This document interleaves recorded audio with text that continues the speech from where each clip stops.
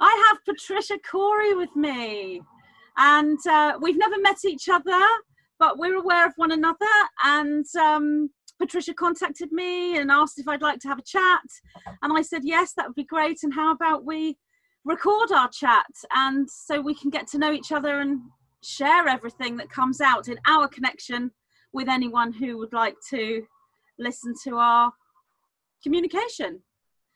So yeah, it's a really good idea, Patricia. Thanks for asking to connect. It's and thank you for coming back with the idea of connecting.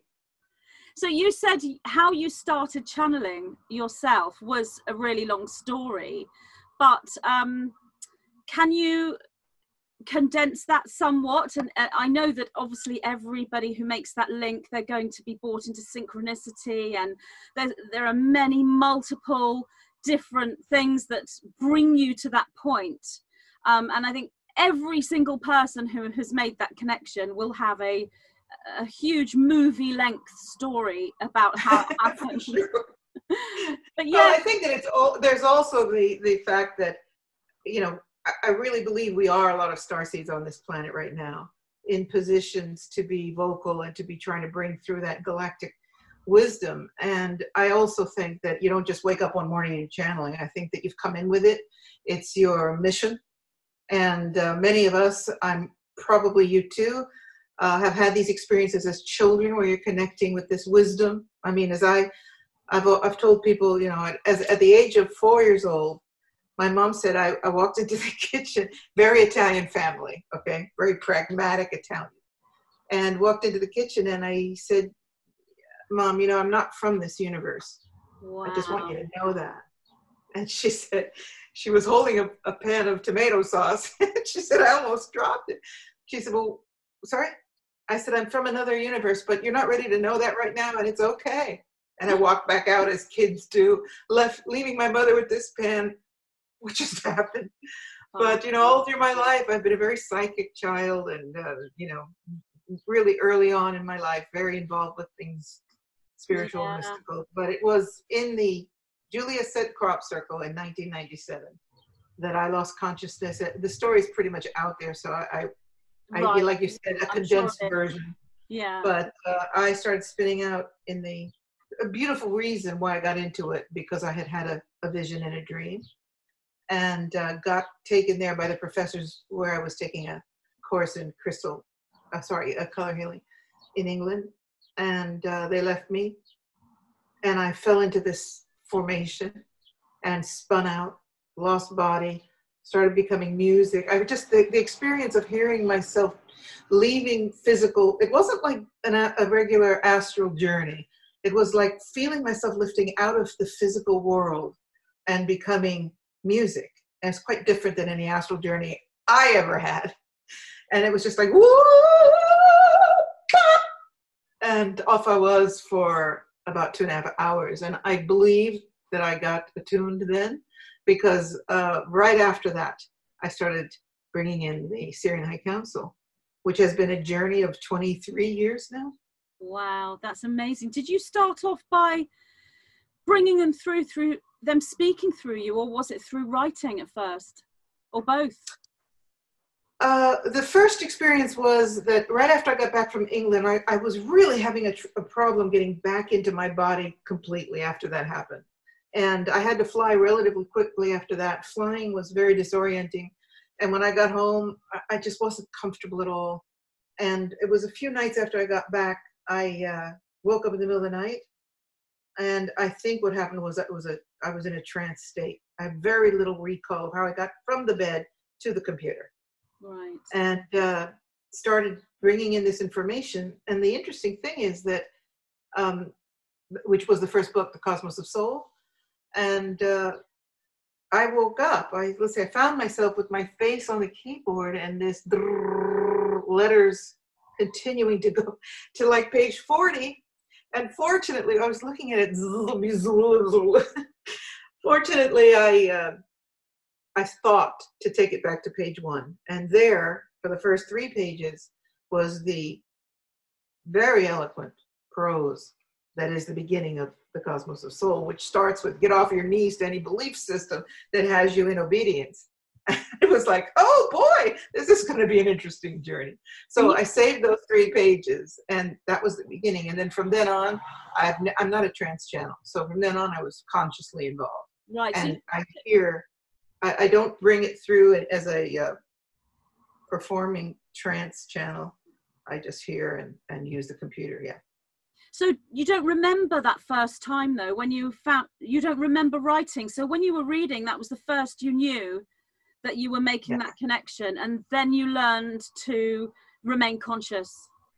Yes, very quickly. It was like the second time. But you know, that wake up call always comes at 4 a.m. It always sounds the same.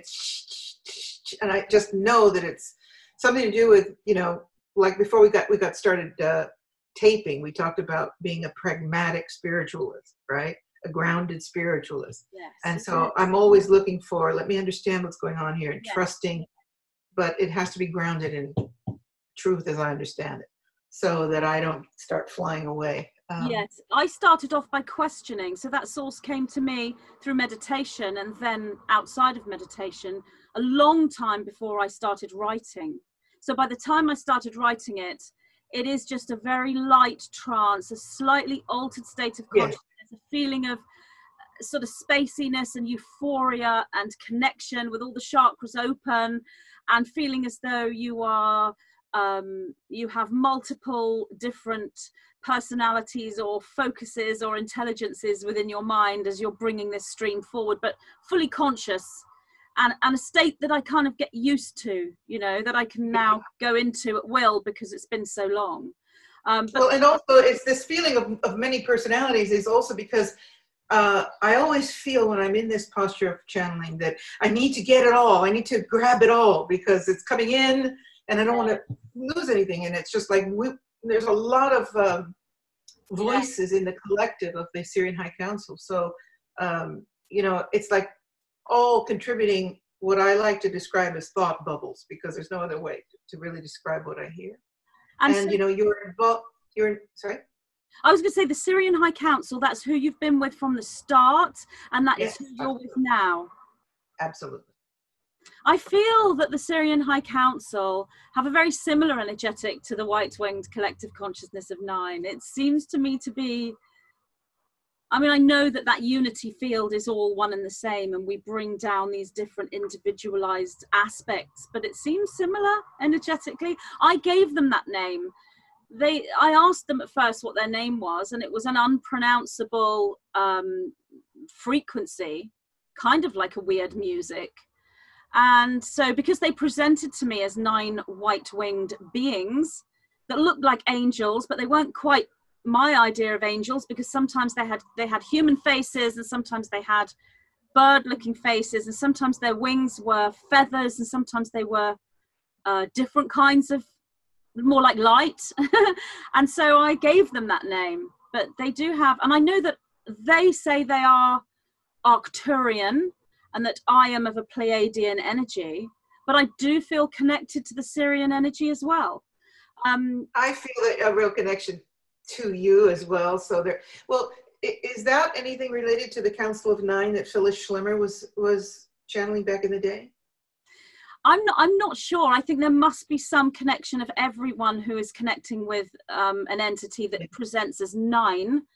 Because 9 is, well, the 9 say to me that everyone has a 9. It's part of our infinite geometric structure, and that 9 is a central point, the number of completion and the number of 0 points. So 9 is going back to 0 point after a cycle or an enlightenment. So I think everyone has that.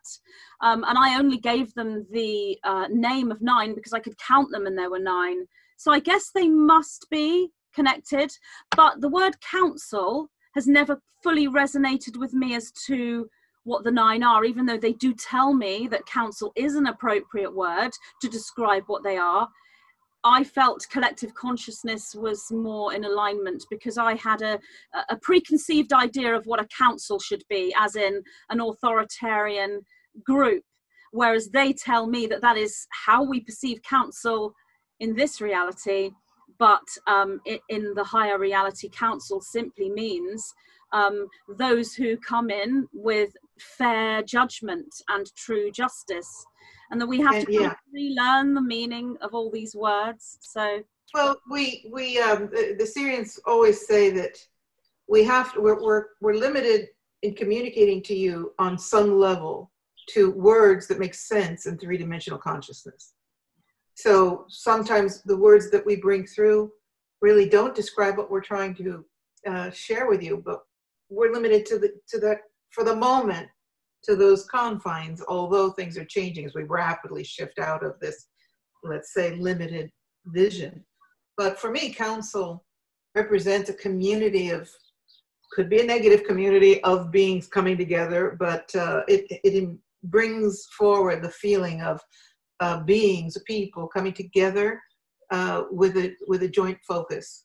Yes. And I realize that now. Yeah, it was in the early days I had this preconceived idea of different terminology, different words. Having worked online since then, I now realize that, you know, we have to let go of those preconceived ideas, which are predominantly hijacked, and reclaim the true meaning of all these words. So council is actually a beautiful structure of light, and I realize that now. So, you know, it's like I used to be very bothered by the term Ashtar command, because anything command starts sounding like to me like military. And in fact, the structure of the Ashtar command is often people taking positions of commander of the left galactic field. You know, I don't resonate with that at all. So a lot of it is our bias, our experience, our journey, and our bias too, which I imagine we'll really have to work on to allow as much breadth as possible. To come into unity, we do. I've had so many people say, for example, the Ashtar command, I've had people say that this is the highest guidance system that they could possibly want to work with, and to them it means you know, absolute heart-centered, opening, galactic. And I've had other people say, I want nothing to do with the Ashtar command because it's negative and it's dark. And so I think we each have our own perceptions of all these terminologies, and I think that they are hijacked as well to try to confuse us all, especially those who are making this connection. So I think what you said when we first spoke before we started recording is so important, and that is that we must be balanced. We must understand that excuse that banging. My neighbours are having a new shed fitted in the garden and they're hammering away. Thank you, neighbours. Yeah, well, yeah, I know. This is what happens when you're on lockdown. Everyone's gardening and putting up new structures. And when you're taping, because so far I've got my dogs here, and if I try to lock them out of the room, they bark like crazy. So usually they're okay. But they get to a point where they're like, okay, we're done with you being distracted with anything but us. Yeah, my dog's with my husband, but if he wasn't here, the dog would be in here with me, and so would the cat. And yeah, you were saying it's so important to understand the dark plan, to be able to present all of that hijacking and that darkness and that new world order structure, whatever you want to call it, without fear, but still presenting the truth of it, as well as understanding the grand plan from the side of the light. And well, I think that, you know, this is probably the most essential reason that people like you and I are here. And we spoke about the wonderful Laura Eisenhower. Yes, and that is being able to help people trust that it's okay to look at, but not become hypnotized by all of the dark, the unfolding. I mean, it's such a drama. It's almost ludicrous if it wasn't so real. You know, it's everything that you know, the crazy Doctor Who Gates, and you know, this insanity that's unfolding. And the important thing here is, no, I don't want to be in La La Land where everything is, you know, the law of attraction. I just want to think about beautiful things. And no, I don't want to be so hypnotized by this darkness that I'm immobilized in fear. And that, you know, I consider us leaders in a way, of at least spiritual guides for people. And how do we help people truly find that center place where they're grounded enough in the truth that they can look at it, they can analyze it, they can deal with it, they can hopefully help people get out of it, and yet still hold that brilliant understanding that there is a divine plan here. It's not easy to hold that balance. No, it's not. And I think for me, visualization is so helpful. That's not the be all and end all. You can go into a visualization and it doesn't necessarily make everything take you into that balance, but I think it helps. You know, I use the sacred cross, so I have a cross going upwards and down and sideways, or you could use a tree. You know, the very common spiritual teaching of roots into the earth and branches upwards, but staying in that balance and understanding that if you go one way and you don't go the other, you are not going to be seeing the full picture. You're not going to be in balance. And if you go too far high into the love light, and all the bliss without looking at the dark, you will have a crash down. You know, the energetics will bring you back down, and because that higher system is always trying to show you the truth and bring you into balance. So, and I do think it is something that must be done. And like now, it's like, you know, this is crunch time to be able to do this. And I think that looking at the spiritual communities, people have come a long way since when I first woke up to all this in sort of the early 1980s. There was a lot of fluffy bunny kind of space cadet spirituality, and I admit I was one of those in the early days. It took me a while before I realized, oh, there's a dark side to this. Then I understood, and I didn't want to go looking at the fearful stuff either, and it does take time. But now, you know, we are in the middle of that darkness showing itself to us, so we need to find that balance, and we also need to find the strength, because it takes a lot of strength to deal with it, to spiritual strength, emotional strength, to be able to stand up to it. It's like I'm an animal activist, and sometimes it just gets to the point where I can't bear it. I can't look at a picture. I can't hear about it anymore. I need to step away enough so that I don't just melt down emotionally. And this constant barrage of all this stuff, I mean, it's, you know, like you said, it's crunch time. This is the big game here. We're not kidding around anymore. No. This isn't conspiracy theory anymore. As I always tell people, I'm a conspiracy realist, not theorist. That's good. And, you know, I mean, I've been since 23 years now. I've been talking this talk here. Yeah. And so, and it was pretty much spelled out in my books that this was all going to come down this way. Well, that was the next question to you, actually. I was going to ask you, did the Sirian High Council ever show you it would be this way? And I mean, like through a virus, and would there be a lockdown? Did you see it like that? Or yes.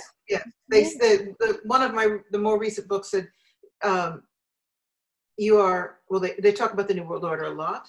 Yeah. And they said the New World Order is upon you. And the Sirians could describe this as the desert days. Once you get through the desert days, it's like the last hurrah, where all the karma of civilization will be placed in front of you. Because according to the Sirians, we're not just going to zip up to the 5th dimension.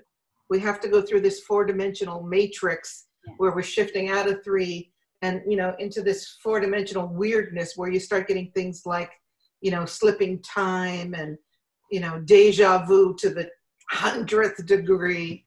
And all of the karma, the council say, that the entire civilization of Earth has lived through and created is going to be in front of you. As individuals, you're going to face your own. And as citizens of planet Earth, you're going to be faced with this of karma from the birth of civilization, from the early Atlantis and beyond. Yes. And so every war, everything, including, of course, the takeover by whoever we believe is in charge here on the dark side, but that we will have to face it, and it's going to be painful. And man, oh man. Yes. Pretty painful. Pretty much exactly the same information. Do you see that being 2020, or do you see this potentially having elements of it lasting, I don't know, 4 or 5 years or something to 2020? I think, that's a very good question, and it's probably the one that's on everyone's mind. Yes. And I really believe that we are they're doing a test run. I totally agree. This is a rehearsal. Rehearsal, that's a beautiful way to describe it. And, you know, well, that was easy. I mean, if you're looking at let's see how we're going to do on taking over the entire civilization. Yeah. And they must be just, well, that was fun. Now that's, Yeah. we know how to do this. Yeah. Didn't even have to kill too many of them. That's right. They fell for it. All of them, like sheep, just walked along with it. And, you know, when I see things that, you know, I'm talking about this quite a lot right now. You know, the mayor of LA says, okay, it's forbidden to walk on the sand, the hot sand, the dry sand. You can't sit on the sand. You can't lie on the sand. You can't walk on the sand. You can jog on the wet sand.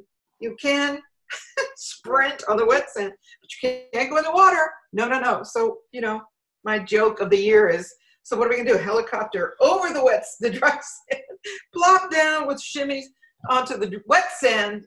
I mean, this is sort of reminiscent of, you know, satire films like Bananas from the old Woody Allen days when he was somewhat sane, where there's a revolution and the guy that leads the revolution says, okay, today I want everybody to wear their underpants outside their clothes.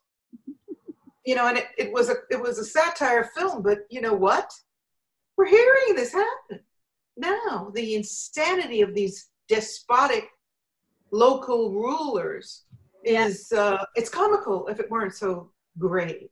We have the same in the UK. You know, these idiotic laws that no one understands. For example, stay at home if you can, but if you can't work from home, then you should be encouraged to go to work. This is pretty much word for word, especially if you're in construction, but try not to get public transport. Only take public transport if you absolutely must. I mean, how many construction workers are going to, well, yes, they may have a van, but if they're going far afield, many of them aren't going to be able to get to their place of work unless they take public transport. So what everyone has heard is, lockdown's finished, you can go out. And then they can then put in the media how no one's listening to the lockdown rules and they're all on the beach and they're all doing this because the lockdown rules were deliberately this fourth dimensional confusion. No clarity, putting everyone into limbo, everyone into this state of the unknown, having to... But that's where they want us, isn't it? Of course, of course. So do you see this continue? I mean, we've had this rehearsal, we've got this sort of, as you say, test run. I mean, I don't know about you, but I'm seeing the summer be kind of more of the same, and maybe even releasing of these, more and more releasing of these restrictions. What I'm seeing is the sort of tail end of August going into September as being quite dark, and when the agenda is intended to come back in a more forceful way. But then, of course, we have individuals of the light that are aware of this dark plan that are also trying their best to deal with it and prevent it. So it's kind of like, it is difficult to work out what will happen because you have multiple different focuses creating the timelines. So, and it looks as though from what I can see is this will trickle on for a while. It will go beyond 2020, but I'm seeing a lot of light in next year. So I'm feeling that the galactic cosmic assistance, which we need to ground and call in because, you know, obviously they won't come in against our free will. I believe that there's enough connected individuals at critical mass now that are absolutely giving permission for that cosmic galactic assistance and denying authorization to this negative assistance. So I'm seeing more of that showing itself next year, but it is difficult to work out what these different imprints actually mean and how they could manifest in a physical sense. And also because there's so much shifting, this is, you know, we're not walking on the beach now, we're in quicksand. So every time we think we've got a handle on what's really happening, we get this, because it is a new dimensional framework we're in, and it looks a lot like 3D. So it's very deceiving that actually we're not really completely in 3D anymore. It's 4D. So it's 4D. And, you know, we thought well, I didn't, because I've had the council instructing me on this, but a lot of people thought either we're going to fly up to the 5-dimensional framework and live in bliss with ascension, or a lot of people still don't recognize that what we perceive as 3-dimensional is a background for another framework that's manifesting more and more and more. Now, we've got also, we can't not discuss Trump in this framework, because, of course, he has his hatred group, but he appears to be, my humble opinion, a huge force for light. And he's done playing the baboon kind of, I feel that Trump came in and decided, all right, what I'll do now is let all the bullets hit me, and I'm going to come off as a bumbling, narcissist, ego-driven clown, and keep the attack at a certain level.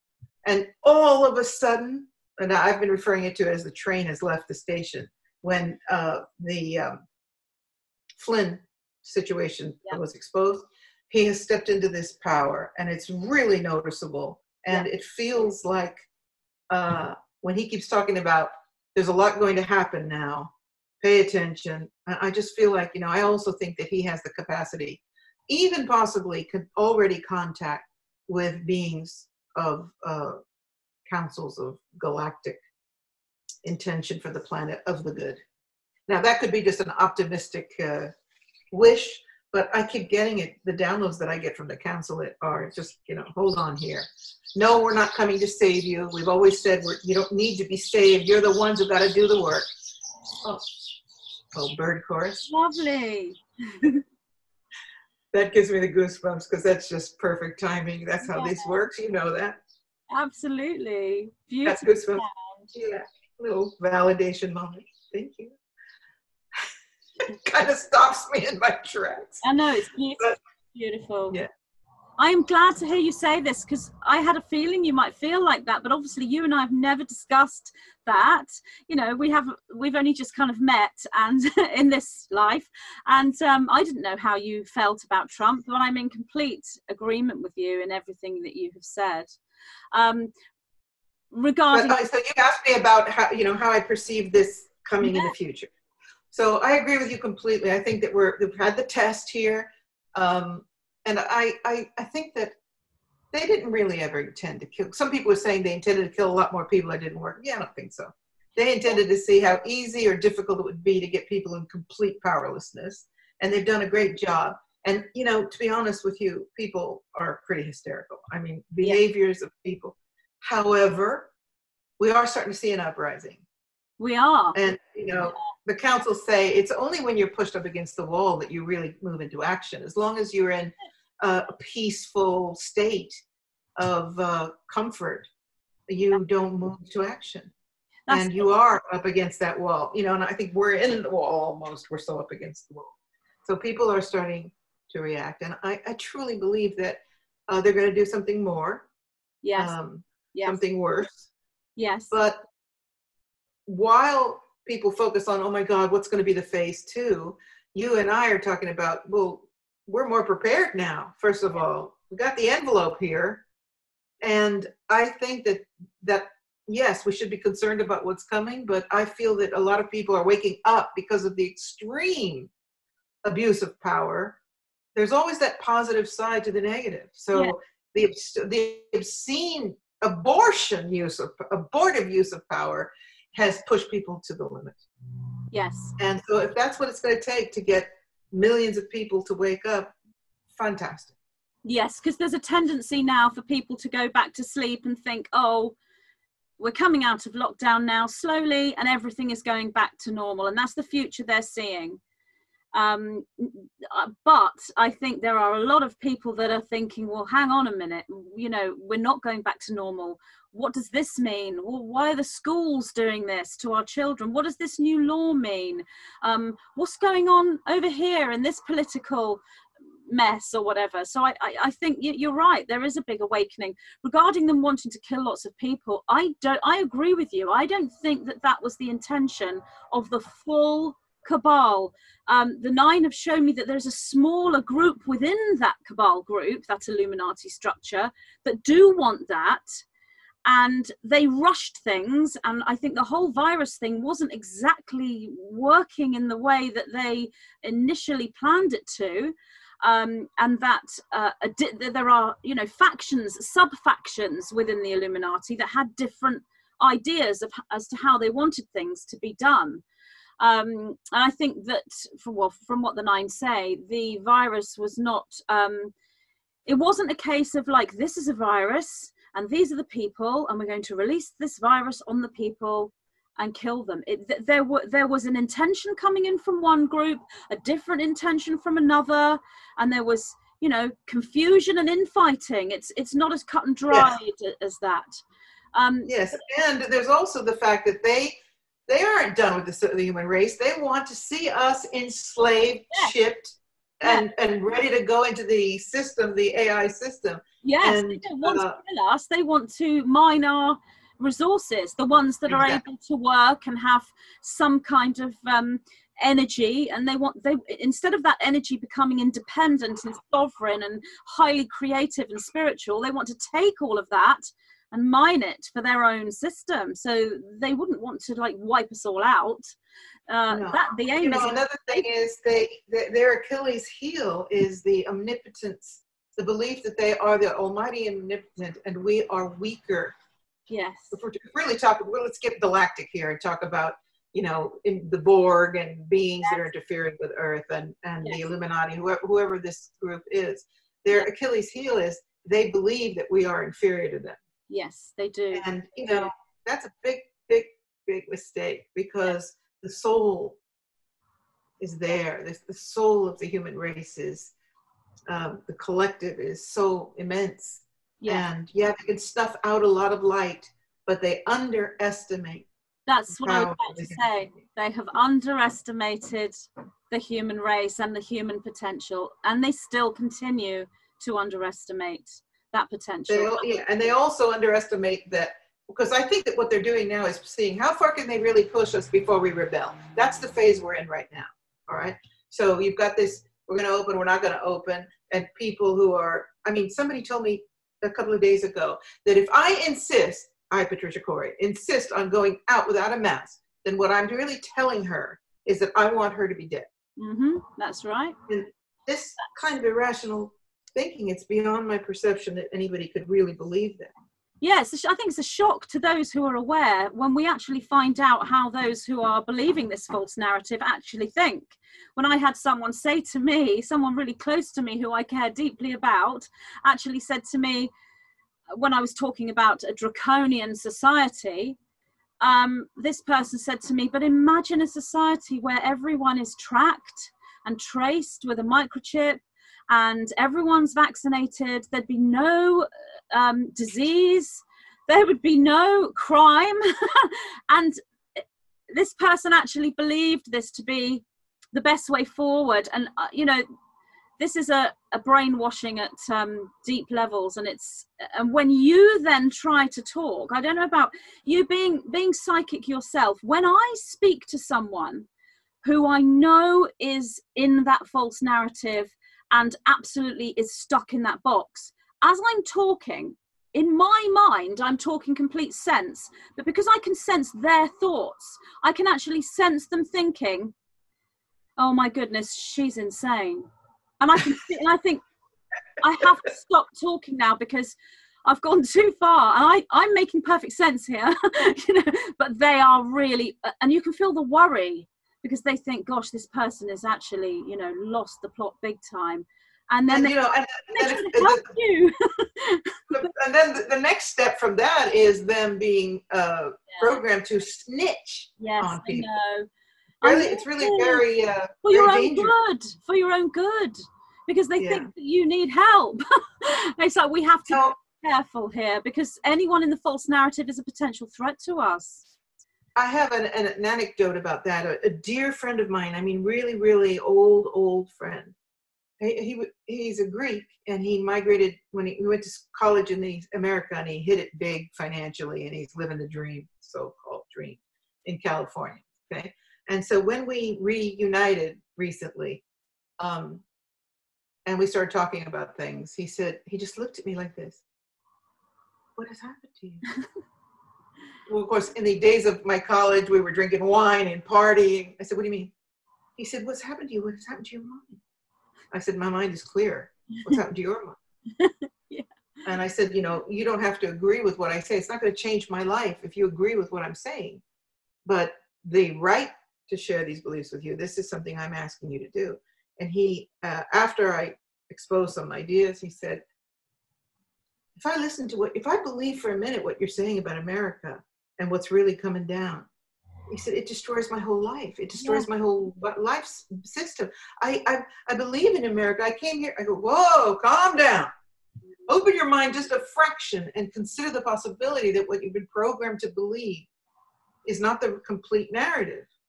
It doesn't mean you have to sell your house and go back to Greece and live in a hut, but maybe you need to re-examine the value system you've created around yourself and what it's based on. And he said, can't talk to you anymore. Oh, yeah. I said, okay. Yeah. It's just too threatening. And I was like, wow, is that where we're going to be now? Where people, because we're seeing it on social media. I've got people all the time, and I'm getting very comfortable with the little block button. As soon as people get hostile or offensive, any kind of personal attack, they're gone. Yeah. I won't hear. It's happening, you know. I'm calling it, we've had Trump derangement syndrome. Now it's like lockdown and virus derangement syndrome. And I think it's happening, I would say, to every aware individual. They will be coming at this false narrative individuals at some point. What's difficult is when it's a family member. I mean, that's really hard because, you know, if it's your parent, your child or your actual spouse, that must be really difficult. And I have had people write to me who are in that situation where their partner, and if the partner's a jovial, open-minded individual, it's fine, they can handle it. But if that partner is moving into the clinging on to the old narrative, and then they've got their partner talking about all this stuff that they're trying to completely hide from, that's just a small microcosm of what's happening, you know, across the world, really. And not to mention, as is the case with someone who wrote to me today, that her husband says, if we need to get vaccinated, we're getting vaccinated. Right. And the children too. Right. And I'm like, whoa, this becomes a survival problem. It's a survival problem, absolutely, it is. And same with like the schools that are promoting these terribly traumatizing social distancing rules. I know. What happens when you've got a couple who, yes, our child is going back to school and this has to happen for their own good, and the other partner is, no way am I sending that child back to school. I mean, all the couples I know are pretty much in alignment with the people I know in my community. But yeah, I have people write to me with these issues going on. So and what about the schools? Let's talk about that for a minute. Aside from the fact that they're teaching children sexual postures in 3 and 5-year-old children, how to sexually receive penetration in kindergarten. Yeah. And all the drugs they're giving. I mean, we know what a horror the schools are, but you know, what about the schools? I mean, I wouldn't, if I had a child. No. I swear to God, I would run for the hills. I mean, I've run for the hills because I moved from America. I moved to Italy. I lived there for 30 years. And then I one day said to my partner, there's going to be a time, well, it was before the 30-year point, where I'm going to need to escape from here. I was like almost going mad. And he goes, what do you mean escape? I go, I need an escape plan. It's coming. He goes, you know, it's getting a little heavy dealing with your psychic intuitions all the time. Yeah. And I came to this island in the Azores to swim with dolphins. I was channeling a book for them. And I went, this is it. I bought a house with like no clue what I was doing. I took everything I possessed in savings and plunked it down on the house that I now live in. And I had no understanding of what I was doing. And I went back. I was like, that's where I'm going to be living. And this is where I will finish out my life, hopefully. But if I had children, I would run for the hills. So you feel safe where you are now? I feel safe everywhere because I'm not afraid of death. The only thing I really makes me very nervous is anything resembling prison. or containment.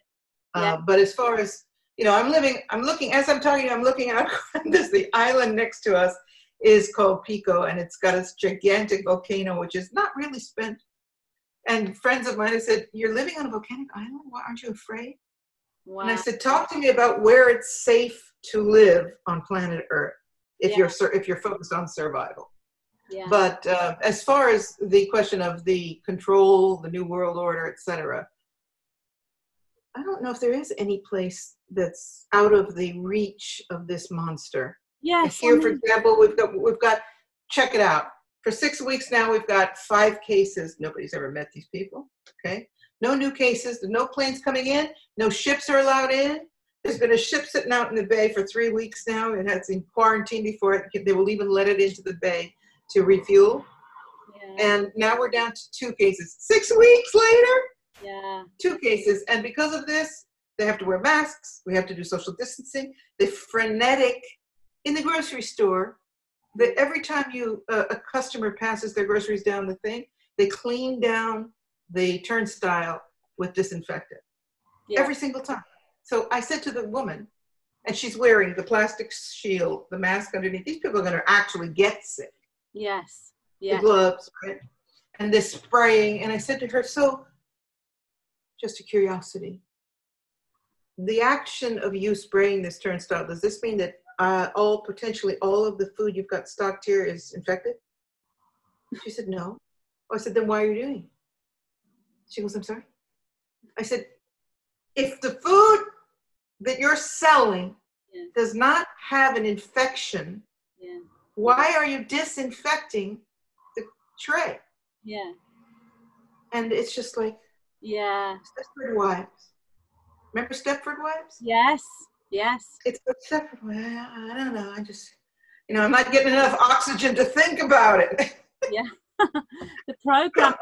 I've had a lot of people say to me that they want to leave the country that they're in or leave the place that they're in and go somewhere else and go here or go there, and people making these plans and seriously talking about it.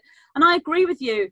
This New World Over takeover is global. There isn't anywhere to escape from it.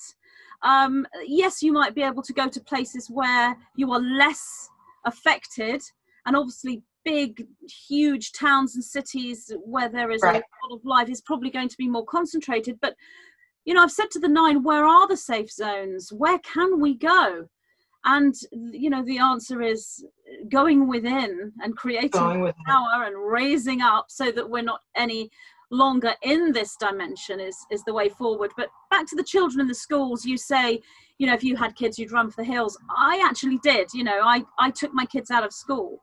I home educated them. So that was going back 20 years. And I didn't have... Wow, wonderful. Yeah, I mean, my youngest 2 are like 23 and 26 now, and I home educated them from primary, it's kindergarten age right through to starting college at 16. So, and I didn't have the sort of connection that I have now, but it was about the school system itself. I could still sense the energies, and I could see the constriction and the control program above the school. And that was back then. Now we're adding into that social distancing measures because of this virus in the school on top of an already controlled system.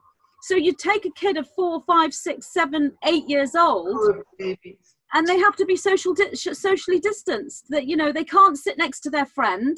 That when they go outside, they have to stay in a certain area. So you are teaching these children that life is something to be frightened of. There is a scary, scary virus that could kill you and all your family, and you have to go against your instincts in order to survive. So, little Susie wants to hug little Jane, who's her best friend, and her heart is telling her, I love my friend. I'm so happy to see my friend. Oh, I mustn't show my happiness. I can't show my love. I can't hug my friend. I'll get in trouble. I'll get told off.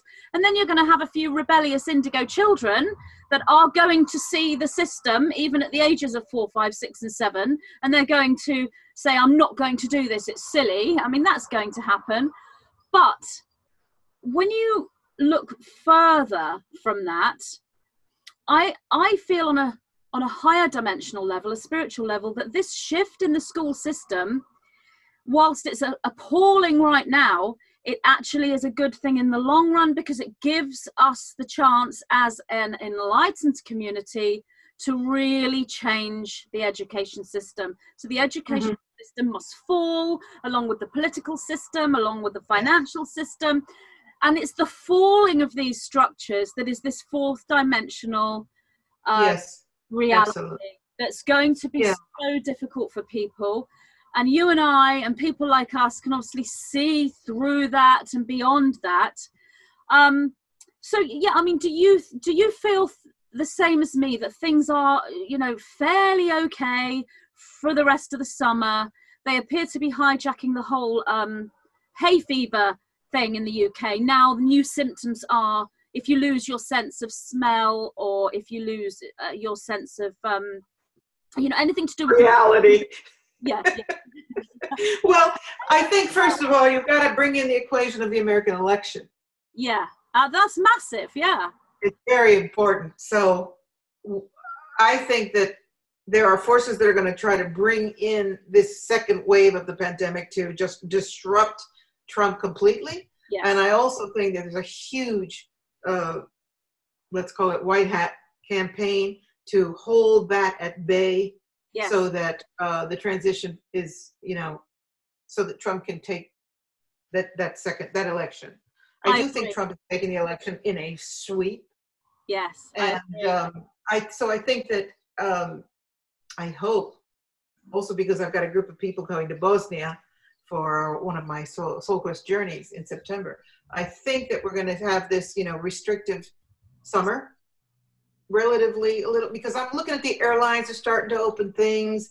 There's this, you know, this higher buzz, and you realize it's all programmed by the New World Order, and the countries follow their mandates.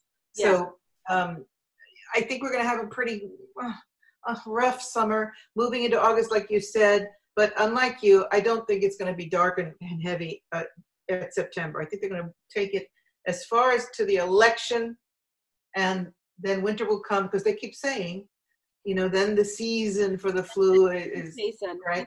Yeah. So they've kind of been mirroring that they're looking at winter again. Yes. I think that winter is going to be rough. Yeah. But at that point, Trump is going to have no shackles, and watch out. I agree. I mean, when I say the September, the darkness, and I'm seeing that sort of closing in, and maybe that what I'm seeing is the United Kingdom, but that closing in of now it's time to really put in that takeover.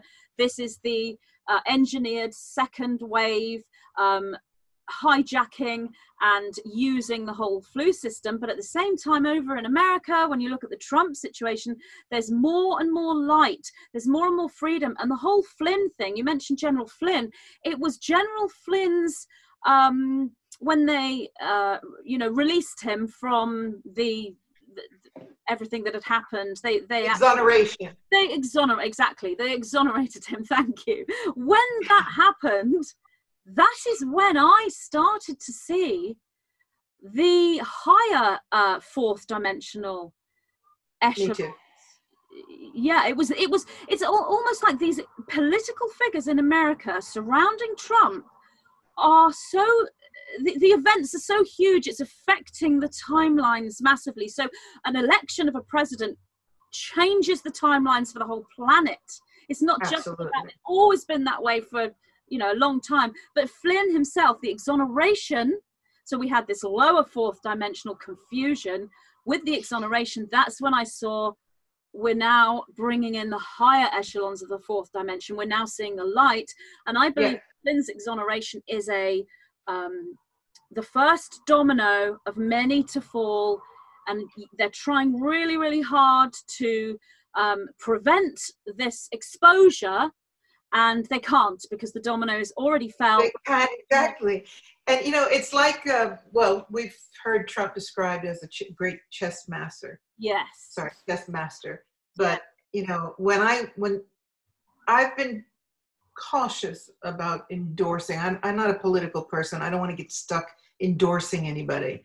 No. So I've been watching this all going on. I haven't been able to buy completely the Q mantra. Right. I don't like buying into anything unless it fits my gut and I do my homework. But when the day that I read that about Flynn being exonerated, it was like, okay, folks, the train has left the station. And since that moment, it's been and Trump has a different persona. Yes. He has a different power. He has more stature. It's like he's taken off the mask of the clown. Yes, he has. And now he's letting everybody see who he really is. Yes. And when I say everybody, I'm talking about the dark side, the power people, the Illuminati, etc. His enemies, the whole lot of them. It's like, okay, you had fun messing around with my orange face and the hair, huh? Yeah. All right, get ready, because this is who I really am. Yes. And, you know, I get very invigorated watching him building this team. Kaylee McEnany. She's amazing. And I don't know if you feel the same. She's the first fifth dimensionally connected starseed I have seen in the political. I'm so glad you agree. Completely. I mean, as soon as I saw her, I thought, this is a starseed. She is 5D connected. She is so connected. And she has, I mean, stepping into that job isn't easy. She's amazing. And she's a small person, so you know she has this gigantic energy field and power and loyalty. I love the fact that she's so loyal to Trump and to the. She sees the she truth. knows. Yeah, she's the truth, and she you know she knows how to cope with these. I don't want to call them morons. I don't like to name call, but the clowns that are posing as journalists. Yes. Seriously. Yeah. Trump's Achilles heel is that he does not know how to deal with journalists. They get to him. Not like her. She has the articulation of speech, and she's quick thinking, and she deals with the press better than Trump does. He takes it personally, and she doesn't, because it's about him. Yes. Right? So she's never in defense posture. No, she's fantastic. Like, thank you for asking that question. Pow, pow, pow. And, you know, the other day, somebody was talking about Susan Rice. She said, thank you for bringing up Susan Rice, because blah, blah, blah, blah, blah, blah. And then have a think about that, and thank you all for being here. And she walks out, and the two are like, what just happened? I know. She has commanding energy. She does. I'm sat there with the remote control in the evenings, and before we sort of sit and watch our television program that we're into at the time, we usually watch one program in the evening to try to sort of move into fiction. But before that, I'll have my remote control and I'll be looking through the political stuff, and I'll put on the UK political address, and I sat there looking at it, and my husband will say to me, look, that is just so dark and so negative and so just you know, such a horrible energy. He said, I don't mind you listening to American politics as much as you want, put Trump on as much as you want, but I can't bear that. And I said, look, I completely agree. It actually makes you feel very depressed, very down, and very fearful when you watch the UK broadcast. The reason being is you are looking at cabal controlled individuals. You go over to America and pop on Trump and Kaylee, and if you can see and you are aware, this fills you with joy and hope and strength and power, because these are genuine, focused individuals that have America and the world, Earth itself, as their priority, and they are not pulling some agenda over our eyes. But I agree with you about not endorsing individuals and not being political. I'm not political, and I'm not about endorsing, you know, political figures, but I have people write to me and say, you know, you're one of my #1 sources for spiritual politics. And I'm like, do you know, I never intended to be a spiritual, psychic,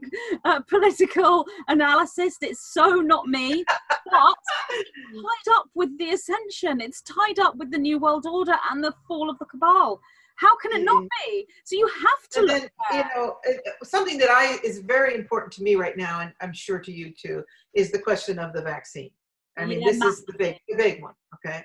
So from the beginning, as I watch Trump's press conferences every night, and every time the vaccine comes up, So do He I. says, well, we're working on treatments too. Yes, of course we're going to work on a vaccine, because he has to do that, or he's losing the entire group of the fear induced. All right. But we have this, we have that. Remember when he talked about injecting light into the body? I'm like, he's sending all these messages for those who can understand it. And of course, he's talking multidimensionally, because yes, UV light into the body, we know is effective. There's so much been done with irradiating the blood with UV light, right? But he's got all these multi-layered messages. Yeah. Can't we do that? And he turns to the scientist and says, yeah, we can do that, right? Inject the body with light. And I'm like, is anybody listening besides me, please? And then when he talked about the hydroxychloroquine, hard word to pronounce. Yeah. And he got immediately got all this. Oh, that was and great. Now, the day that he came out and he said, I'm taking it, because everybody around him is wearing the mask. Yeah. And the little man, Fauci, who is not my favorite person, is standing behind him, gagged with the mask. And this is deliberate, because Trump is shrewd. People that think he's a fool don't get it. He placed Fauci behind him. Fauci was never standing behind him. It was always on the side. And then if there was a question for Fauci, he would bring him up to the podium. No? So here's Fauci standing behind him with the mask, sweating, totally uncomfortable, fidgeting. You're not supposed to touch your face. And he keeps touching his face, and he's just freaking out. And Trump's up there with no mask. And so the journalist said, why aren't you wearing a mask? And he goes, yeah, I don't think I need one. Everybody else is wearing one. And I had my test yesterday, and I'm good. And then when he came out just a couple of days ago, he announced that he's taking the hydroxy. No, I watched it. It was amazing. And he said, like, I happen to be taking it. I happen to be taking it. Lots of doctors are taking it. And I sat there and like, I can't believe he just said that. And when I see people afterwards in the comments they make, I think, how can you not see this? It is as clear as looking through a clean glass window what he's doing, and it baffles me because they're entrapped in their fear. But for us, we can see that it's so hard to have that sight, and then have to really try and remember that they don't have that, and remember how I was perhaps in the past when I couldn't see things. But it's just when someone says it's dangerous, why is he taking it? But then what it's done is it's created a storm of interest in that as a cure, which is blowing the vaccine program out of the water. Because if that's where I was getting to. Because the other day he said we'll have the vaccine for people who want it. Not everybody's going to want it. Exactly. So he's now. And, here you've got Gates and the whole cabal saying we're going to have the ID 2020. We're going to be chipped. We're going to have it. There's no getting around it. Alan Berkowitz, who comes out and says, even if we have to drag you out of your houses, we're going to jab you. I mean, this is some serious stuff. And Trump, and the thing is that he has this knowing way about him, the power. He knows more. As I said to a friend of mine, okay, there's the Q idea that JFK Jr. is behind him. I'd love that to be true. But I think it's more. I think he knows he's got light forces behind him. I think he probably has I'd like to say that I think he's got contact with aliens. I think that if there's a galactic connection, it's potentially around him. I don't know whether it's actually coming through him in a conscious sense, but I think there's both. I'd love that to be the case. I kind of see him very focused on the job at hand in a sort of a business sense. I think he knows about the cabal. He knows what their plan is, and he is playing this 5D chess. I do think he has galactic forces around him. I've heard other people say that he's in connection. I'm not sure. I would say Kaylee is an open channel, to that energy. And, maybe it's her.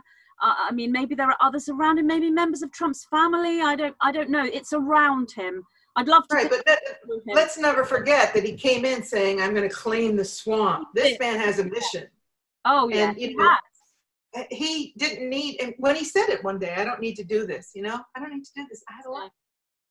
but he has a mission. And, you know, without getting our conversation completely into only discussing Trump, I truly believe he has come in with a mission. And at first I was just introspective here. I kept watching, but the minute this thing with General Flynn happened, something shifted. The energy shifted big time, and it's just like a train. It's building momentum very powerfully, very fast.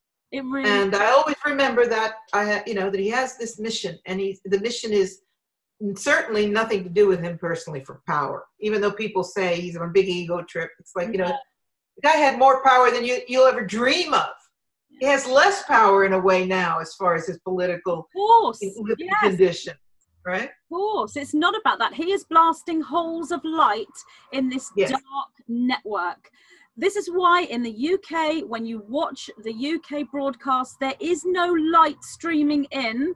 It's all a cabal picture. That's why when you go to the American broadcasts, you're seeing the light. That's why you're feeling so much better and feeling hopeful, because there's truth there. There's light coming through. And I think that's the key. So all of this dark plan that they have an agenda for, if there was no Trump, then this agenda would just be rolled out. But there is, and it's not just him, it's the whole team behind him. And as you say, potentially galactic sources, certainly sources of light on this reality, and whatever Q is, or who Q is, or what Q is, we've kind of got that movement there, and all those that follow the Q, regardless of what Q is, the followers are an absolute army of light. The Nine have been speaking to me so much about, what do they call them?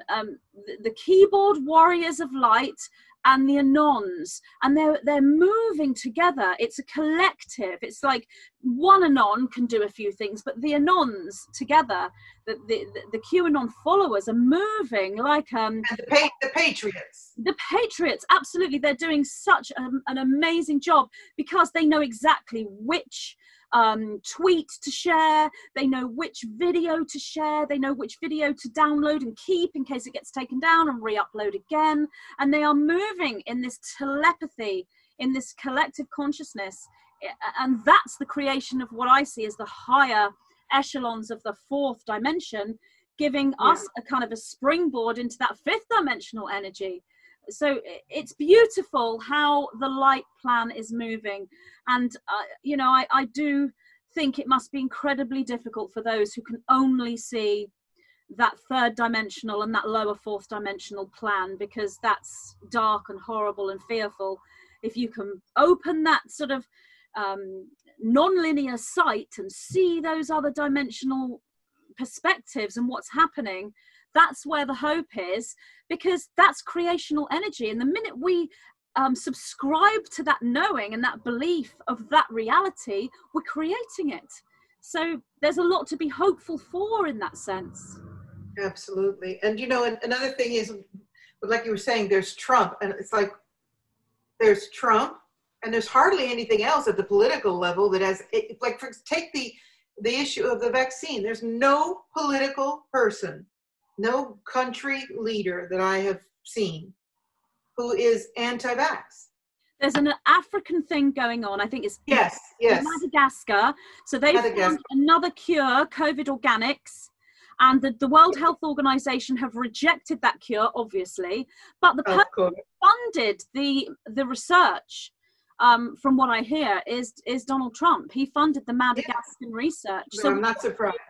And as far as what people are receiving from their leaders, there's no leader. They're all bowed down in obedience, running the tape. I just saw that your own Prime Minister had a nice little meeting with Bill and Melinda. He did. And it's just like, imagine, what I try to have people understand is to imagine the force, the power that Trump has, the conviction, the mission to stand up to all of it with such power. And that has to come from, in my opinion, like people say, well, it's because he's an egomaniac. My opinion is that he has a knowing that, like you said, is from a higher place. He Yeah. knows what he's got behind him. He knows he's got a very strong military behind him too, but it's not a three-dimensional knowing. This is just guided. I think you're right. And do you know what I think? That galactic guidance that he has, I think he's perceiving that as God, as the Christian power. Exactly. I think that's yes, bravo. That's a very good observation. That's how he's getting his galactic forces. Yeah. That's how he's got the higher. It's through his belief through the Christian religion and the connection with God. That's what he's bringing into the heart. So however you want to perceive that. So that is where he does have that link. Yes. And also that's what he's using to dispel a lot of the forces that are, I mean, when he keeps talking up the God thing, he's deliberately bringing that in, the session with the different leaders, religious leaders. He's constantly bringing that level of energy in just to let all these satanic forces know that it's there, it's in place, and it's an incredible shield. It is. I think he's using it also as a shield. Definitely, that Christianity, that Jesus Christ energy is the antidote to what the Cabal are putting up. I noticed that Kaylee, I call her a fifth dimensional starseed, but it may be that she is, because she wears a little silver cross, and it's very evident because she has like sometimes a little black top, and she's got her silver cross, and it's very, she looks so pure with her blonde hair and her little cross, and yet she's out there with the press, and no sooner does she deal with one question, and it's an attack. Every question is everyone. And she deals with one attack and no such right thing, and then she moves to another one, and you can see that she's ready and got her shield up for the next one. These are, full-on attacks sometimes, usually passive-aggressive, sarcastic, and she just one by one deals with them all, and she knows exactly where her notes are, and she knows exactly what to say. Oh. It amazes me that she just flips, as the person's asking the question, she goes, flips through her notes and comes out with a quote. Interesting that you would ask me that, because in 1995, I'm like, this girl is just amazing. She's very, very powerful. I'm thrilled that he brought her into his team. Because as I said, I used to just think, okay, you need to get somebody to do this for you because this is your Achilles heel. They get to him. Yeah, they do. And why not? I mean, a 24-hour-a-day attack on your everything, your family, your values, your looks. I mean, Nancy Pelosi just said he was morbidly. I know she did. That's just. And Nancy, have you looked in the mirror? You are not in position to attack anybody's physicality. I know. I'm not going to be mean, but yes, you're quite right. I always think Trump did well with the press. He didn't. He wasn't bad with. He dealt with it well when you're looking at the onslaught. But then Kaylee comes in, and you actually see someone who is absolutely born for this job. She's efficient, and she's just spot on and perfect for the job she has. Well, but as I said, he was letting it in personally, so he was on the defensive. I don't think he did well with the journalists. He let them get on the defensive all the time, and then he would get angry, and then he would say things like, "You're a very nasty person." You can't do that. You can't do that as the president. You've got to be above it.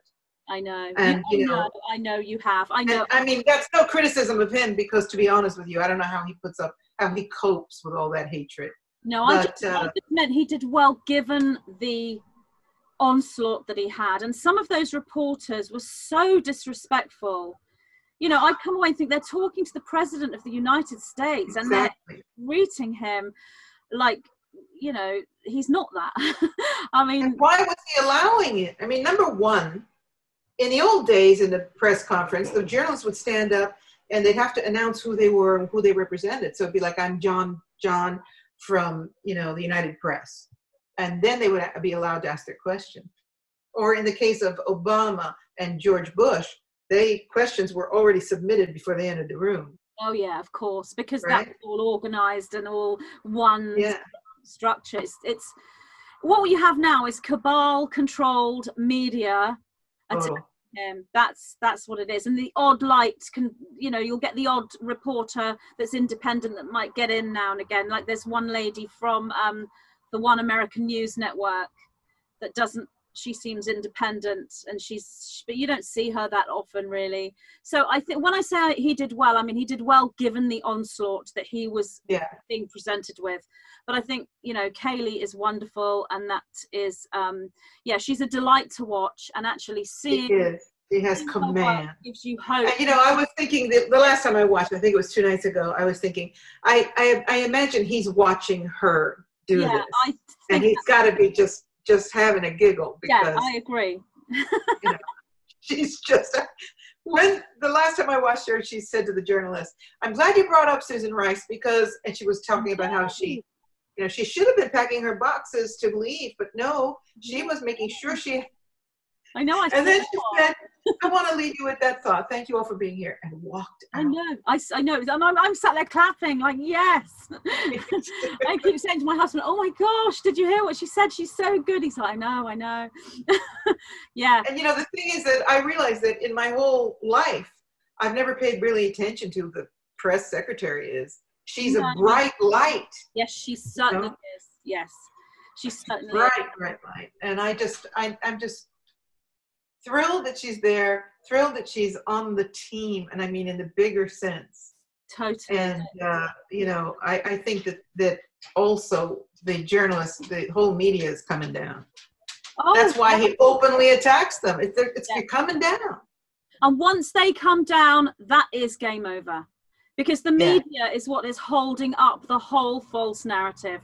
The minute the media come down, then, and that's what's in our future, I feel, within the next, somewhere in the next, well, I mean, I was going to say 4 years, but I mean, you know, it could be 2. It's so difficult to see when. I mean, I think we'll see evidence of this next year. I think 2021, there's a lot of light in 2021. And, you know, I think this is sort of, you know, we're in it now. It's difficult to sort of say when we're coming out of it. We're never coming out of it from the point of view that when people talk about the going back to normal, and, you know, we're not ever going back to that. And it wasn't a healthy place anyway. No, it was not. It had to change.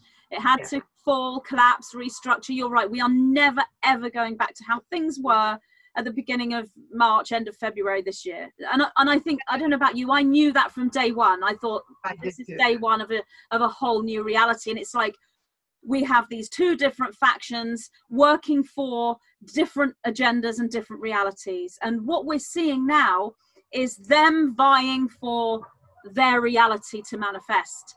But this is a psychic, you know, manifestation. This is a psychic game, psychic war, if you will. I don't like using that word, but it is.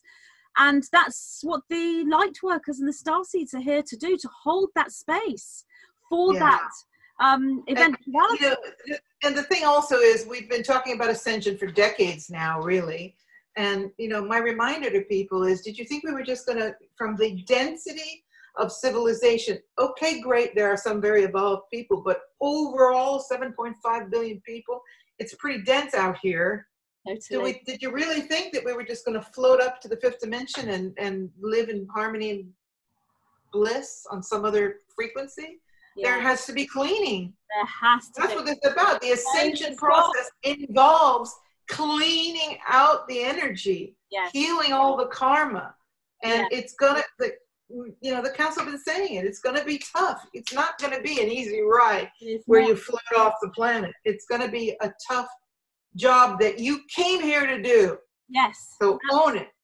Absolutely. My goodness. So right. What would you say to anyone who's really struggling right now? I mean, I know that there are light workers that see the plan that are struggling with fear, but they're still aware of what's happening. And then there are individuals who are stuck in the false narrative, who may not ever see our conversation, or certainly not anytime soon. What would you say to people who are struggling in whatever capacity? What I say to people is, try to remember always that you are an immortal being, and that you've got to have that dialogue with yourself if you haven't had it already. And that is that, you know, this fear of survival is the reason why I'm trying to help you understand it. I'm talking to the person now, okay? Is because it's an irrational fear from the point of view that we die. So if you get your head around immortality of the soul, and start putting your energy into what is the real existential meaning of life. Whether or not you believe in the sixth dimension, or whether or not you believe in the cabal and all the drama around you, the place where you're going to find peace is coming to terms with the fact that you only came in here to do this 70, 80 years, 90. So recognize that this fear of mortality is an oxymoron. You're going to die. Whether the process is dying and reincarnating in another planetary framework, or whether it is an ascension situation where you're aware of passing with body and then refining your physical form into a less dense form, it's still leaving the reality that you know. So how about thinking about that for a minute, and your place in your life, in your world, and what is your sole purpose? Think about what you came here, the bigger picture. That's what I would tell them. That's what I tell them. Do you think that that's a lot of what this is about from a spiritual perspective? Are individuals facing their mortality and facing their biggest fear, which is obviously the fear of death? Do you think that that's part of this? Very much so. Yeah. Because they're not, the people that are walking around with 18 masks on are not afraid of the cabal. No. They're not afraid of losing their freedom. They're asking, please give us more masks. Please shut it down. We don't want anybody to come on this island. Shut it down. So they're not aware of that level. They're fearing for their mortality. They're fearing getting sick and dying in pain. And so these people, if they can start to, we don't have that conversation on planet Earth. Very rarely. Religion gets to own most of it. And the spiritual people that talk about it are considered kooky. But the actual learning about the process of creating a body, coming in as a soul essence, creating a body, coming through this dense tunnel called physicality before we leave again, is a conversation we need to start having more and more openly, so that people, like, I'll tell you, a family member of mine said, I really wish I believed like you did, but I don't. And I said, what do you believe? He said, I believe you come in to this life, you make it as good as possible, and then you die. And I said, so then what? He said, nothing. I said, nothing? He said, no, nothing. So I said, let me understand this. So all this drama is only for a 70, 80-year Earth stint, and then poof, that's it? Yeah. What's the purpose? He goes, I don't know. I said, but I can't fathom that belief system. It just doesn't even enter my mind. I can't understand it.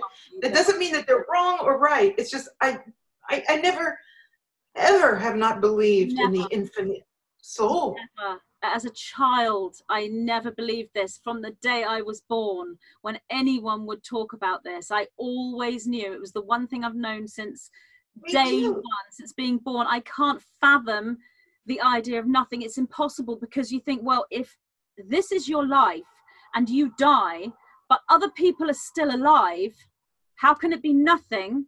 Because if it's nothing to you, where are these other people? They're still alive. And what about when you're dreaming? Let's talk about that. Why? Where do you go for 8 hours of your day throughout your life? How much? 1/3 of this life, you're not conscious of what's going on. Exactly. Where are you? What is it? And, you know, this same family member said, I don't know. Yeah, I know. I don't remember my dreams. I go, okay, but even if you're out of your conscious living for 8 hours of your day, don't you? That's how it is. People who have this viewpoint of not being able to see, they don't remember their dreams. I've had these conversations with people, and they will all say, well, I don't dream. And I said, well, of course you dream. I have such vivid dreams, you know, totally vivid. Every single night is an adventure of technicolor, you know, epicness, and you wake up like, whoa, where was? And the 9 say anyone in that awareness that is higher 4th dimensional and 5th dimensional and beyond energy, anyone in that awareness will be, you know, going through that. So I think, you know, the dreams are really important because that signifies our awakening. You spoke when we first talked at the beginning of this conversation about how what you experienced when you were in the crop circle was different from a dream. But prior to that, did you experience astral projection, out-of-body experience? Oh, yeah, sure. But when I was in the crop circle, well, first of all, when I had the dream, I don't know if I mentioned this during the taped part of our conversation, but I dreamt that I was flying over Stonehenge. I was in England. At 4 a.m, I was awakened because I dreamt that I was flying over Stonehenge, and I saw this spiral in the field next to it. And I didn't know what crop circles were at that time. And a voice in the dream said, "This is important, pay attention."